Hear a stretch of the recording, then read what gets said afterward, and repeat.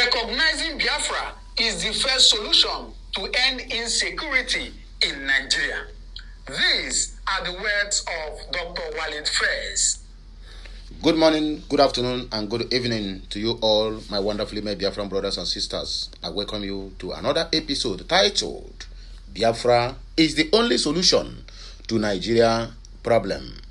Walid Phares, who have first, second, third, this is the fourth time, the fourth time, that this man is advising Oga Donald J. Trump that the only solution on ground to save Christians, the Biafrans, and every other person who is a non-Muslim in Nigeria is for the disintegration of that enclave called Nigeria. So let us just listen to this, my brother from another mother, the excellent analyst. You will understand the whole situation line by line. And as you are watching, please like, share, comment, and subscribe. We might also decide to interject along the line moving forward. So please bear with me, or rather bear with us, because what we are doing here is reaction of in top-notch, the top-notch reaction of any video. That is what we are doing, and we are doing it perfectly okay. So please enjoy the rest of this news.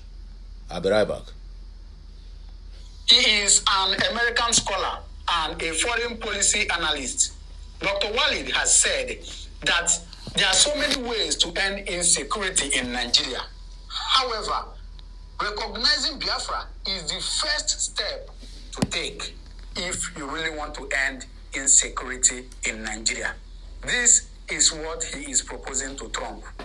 Now, we're going to read the news before I show you the video, where he also mentioned other steps that can be taken. But don't forget, I said that he said that the first step is what? To recognize the sovereign state of Biafra.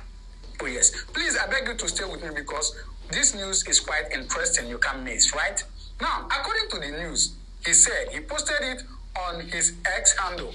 He said, U.S. security and foreign policy analyst Dr. Walid Phares has stated that any solution to Nigerians' ongoing insecurity and alleged Christian genocide that ignores the Biafran question will fail. Did you hear that? That any solution at all they are proposing without Biafran question will fail. In other words, that Biafra must be on the table. In fact, it will be the first one. Right? He went further to say, he has proposed that empowering a Biafran state could be a key part of the solution, could be a key part to the solution. Phares outlined his suggestions in a post on X, formerly Twitter, proposing two solutions for Nigerian security challenges. He is proposing two solutions. Now, let's see the solutions he is proposing, right? Northern Nigeria and Plateau State, that is North and Middle Belt, form a strong counter-jihadist coalition of moderate Muslims and Christians to combat groups like Boko Haram and ISWAP. So he is proposing to Trump that for the Northern Nigeria, that he should form a strong counter-jihadist coalition of moderate Muslims and Christians so that they can combat Boko Haram and ISWAP. Right? So the second one he proposed is Southern Nigeria, Biafran region. Empower and support a Biafran state, which he suggested could host U.S. military facilities and bases to deter jihadist threats. Now, for the southern part, he is proposing to Trump to please empower and support Biafran state. So, host U.S. military facilities. Of course, right now, I don't think, there's no U.S. base in Nigeria. So Dr. Walid is telling Trump to please empower and support Biafran state. And when this state comes, they can host U.S. military facilities. And from there, the U.S. armies can counter this jihadist threat. Right? So let's look at the final part. He went further to say, let me zoom it a bit so you can see it. He went further to say, he has also advised the Trump administration to consider supporting Biafran's exit from Nigeria to protect Christians and U.S. investment in the region. Walid Phares is a Lebanese Christian American, and his view on the conflict are reportedly influenced by his family's experience with jihadist violence in Lebanon. You see, his view he is always against this jihadist is because of the experience that his families has had with these, violent jihadist members in Lebanon, right? So finally he said, these comments have generated significant debates online, especially among Biafran supporters who see the recognition of an independent Biafran state as the only path to peace and safety for Christians in the region. Right? So it has generated a lot of, comments. A lot of people have been saying a lot of things. Yes, Biafran state is the only, creating a Biafran state is the only solution to make peace or to bring peace in the region. Now, my question is, do you support what this man said? Because over time, we've seen a lot of people say, okay, some are proposing let's divide Nigeria into two.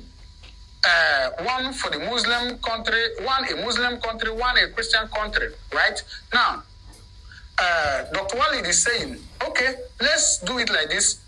The Biafran state and, the other state for the strong, for Muslims actually, then a group will be created to counter those Boko Haram and ISWAP. That is what he is suggesting. However, some people are also suggesting that Nigeria should be divided as many as possible. For instance, we have the Niger Delta group, we have the Middle Belt. For Muslims actually, then a group will be created to counter Boko Haram and ISWAP. That is what he is suggesting. However, some people are also suggesting that Nigeria should be divided as many as possible. For instance, we have the Niger Delta group, we have the Middle Belt, we have the Duruwa, we have the Arewa, we have so many groups coming out. Let them be on their own. That is what some people are suggesting. So I ask you now, watching me, which one do you suggest? To divide Nigeria into two, the Muslim country and the Christian country, to divide Nigeria into two, where we have Biafra and some in the north, in them, they just find a way to, form a group to counter the jihadists they are facing, or do you support dividing Nigeria into 5, 6 or more states? Which one do you support? But not for me, because I will say my opinion too. I will suggest, or for me, the best way is dividing Nigeria into many parts. So that, there's a popular saying in Igbo, oh yes, if you don't do it like that, in the nearest future, you will start seeing agitation again. Oh yes, if you join these Biafrans with some of these Niger Delta militants now, maybe in the nearest future now, in 10 years, 15 years or 20 years, they will begin to cry, oh, you are selling our oil, this one and that. So the best way is to give them their own, let them manage it, and whatever they get, let them use it. That is my own personal opinion. So I don't know for you. Do well to drop your own comment in the comment section what to think about this. Then now, I'm going to allow you to also listen to what, an Australian, economist said about this. And also, I'm going to allow you also to hear what people are saying about this. So please do well to drop your comment in the comment section. And if this is your first time coming across my video on my channel, please do well to subscribe, all right? Please. Speaking about ex-Nigeria and about freedom for Biafra and about the end to the persecution of Christians in Nigeria.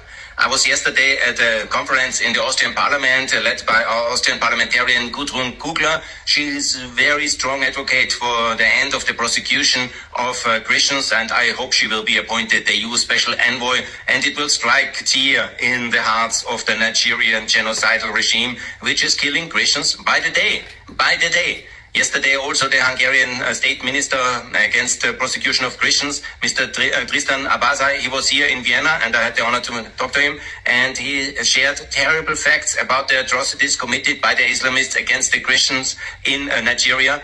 And of course, they are stopping short to call for the independence for Biafra, which I do endorse that. But definitely he is very positive, and I ask him how we can stop this atrocity by freezing all EU funding, freezing all EU trade with Nigeria, and of course boycotting Nigerian products, and basically freezing the relationship with Nigeria as a genocidal state against Christians, because it's one of the worst situations in the world, similar to Syria and North Korea, where Christians are prosecuted by our enemy regimes, by the hostiles. It's always the hostiles. They take the Christians as hostage, and they torture them and they kill them and massacre them. And Nigeria, in my view, is a clear candidate for ex-Nigeria, and this should be our policy. But first of all, we have to cut EU funding, and we have to cut EU trade, boycott Nigeria. It's a hostile state. It's a Russian, Chinese ally. It's a BRICS member or candidate. And definitely it should pay the price. No joy in this country. Let them split it. That's all. That's only the solution. They should split up. The country has been messed up from the grassroots to the end. There's no amount of cent coming to this country which will make the country to be as perfect. because the country has already been messed up. Yes, the only solution to this country now is to split it. So how many? 3 places: Yoruba go, Hausa go, Igbos go. So looking at Nigeria, is it just 3 ethnics or tribe that we have? 3 major tribes we have in They are major, but they are different ethnics. Of course. But these 3 now, they can hear themselves by their language. That's why I mean that. I can tell you, that's not like if you Yorubas have, they are different Yoruba, but they are all Yorubas. Why under Yorubas? Like if you go to places like Kwara State, Niger State, we have different, should I say, ethnics from that place. Like Nupe, Batunu, all these people. And if you go to Niger State, we have all these Tapa, different Kanuris, Jaws, different. So they are not just Hausas. So now if Nigeria divide, don't you think like the other ethnics or tribe in the country will also be agitating for freedom? So how many countries do you think is going to come from Nigeria itself? So what do you say about unity? The major problem of this country, is it the leadership or everybody just want like, let's divide the country and the 3 tribes just go their own way? In this country now, this country has no one mind again. You understand? Yes. So the only thing we solve our problem is to split it 3. Because these 3, each side have almost one culture. They can understand themselves. And this country is too big for one person to control. You understand? Okay, let me come in now. Like, are you from Igbo? Igbo? Yes. Which part of Igbo? I'm from Imo State. There's one thing I did of recent, like, it was a Ikwere man who would never say he's an Igbo man. Even right there in South where we have Ikwere, would never say they are Igbo. So that's why I'm saying that. Don't you think there would be Ikwere will agree to go with Biafra? Okay. Maybe during the wartime you are yet born. Yes. Yes, we participated. We fought with Ikwere fought with us that time, which is some of them rescued their life from our side. But if the other Ikwere I spoke with, they disagreed that they were being manipulated, and they manipulate them and their people are killed. So if I don't want to say everything, on here right now. So what I'm saying that several tribes, people from Delta states, do you think like people like all these Delta warriors will say they are Biafra as well, or Edo State, which is South, they will say they are Biafra? Okay, let me come in. When you come for the 3 major tribes in this country, when Ikuriman say he's not Igbo man, which tribe did he fall? Is he Yoruba or Hausa? He said they are from Edo State. No, where them fall, that is where I want them to let know. We can categorize them fall at Igbo. You understand? So for them to say they are not Igbos, it's a big mistake. They mislead them. Their elders did not tell them the truth. Many of Ikwerians are from Imo State. You understand? So there is no how they can deny it. Even when one governor said that he's from Bendel, somebody replied, say, you should go and find where you come from. Yeah. And at that time, he went to the place and said, my brothers again.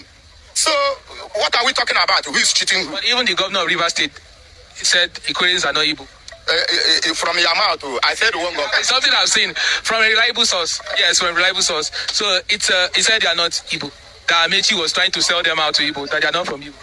Like, Equatorial is different. So we said that to say, let's just leave tribe and this alone. And what message I'm trying to convey, like, don't you think this is our unity? Nigeria, they sweet like this. The reason why the major challenge we're having is the leaders. Like, we don't have to manage resources. Don't you think if Nigeria we have a good leader to manage resources? And you are happy, you can do your business. You know there's no organization. Your business is going well. Will you be agitating for this division? The only thing I will say in this point is that for Nigeria now, nobody, because our leaders have messed everything up. It's a leadership problem now, sir. Yes, leadership problem. Leadership and the way the economy of the country is. That's why. And some tribes feel like they're being marginalized. So, but if everybody is brought into the system, we sit down, we negotiate, and like they release Mazinam Dikalu, things will subside, and maybe P2B should come in right now. You don't think that it will lead to the thing will subside? You know, for me in particular, whoever that will come and redeem Nigeria like before, no matter where that person come from, that person we need. Okay? So, but problem is that our people don't want to change. Even our leaders who say that they want to free and fair election, are they practicing it? Are they practicing it? They are just saying it orally, but in their mind, they are doing another thing. At this point, I think I need to end the listening because they have entered Nigerian politics, so let us leave them with their politics. This our Oga, this old man, you spoke well before, not until you said until Nigeria, because Nigeria can never get well. I made it very clear on my first video I published. I said, this country called Zoo or Nigeria, whatever way you may choose to address them, the country have entered into a hand of criminals. Listen to me and listen good. Wherever you see a criminal, they say this man is an armed robber. My brother, armed robber can get $1 million today. That $1 million will finish today. Tomorrow, that same armed robber who get $1 million today, which is billions of naira, in Nigerian currency can go back tomorrow to thief another one, because thieves, robbers are never contented with whatever they have gotten. That's why you see robbers end up always on gunshots. I repeat, robbers always end up on gunshots or prison yards, because they are never contented. Zoo or Nigeria as a country have entered into the hand of robbers who can never be contented. Even if you say that whole country, give them the money, they will still tell you that say the country to say yourself and then give them the money so that they will be contented. But they will not. So, Papa, you made a very valid point. But Nigerian politics, if they can practice it, everything can be gone well, so they will drop Biafra. No, nobody is dropping on Biafra. The time to drop Biafra have come and gone. The time we need them at the table for discussions have gone. Now it is total disintegration is what we want, and so shall it be. Anyway, my people, now here we go take a break, and I can hear my voice again when I come back. Please like, share, comment, and make sure you keep subscribing for more interesting videos. Have a nice day, and may the good Lord continue to bless us all. Okay, Messiano.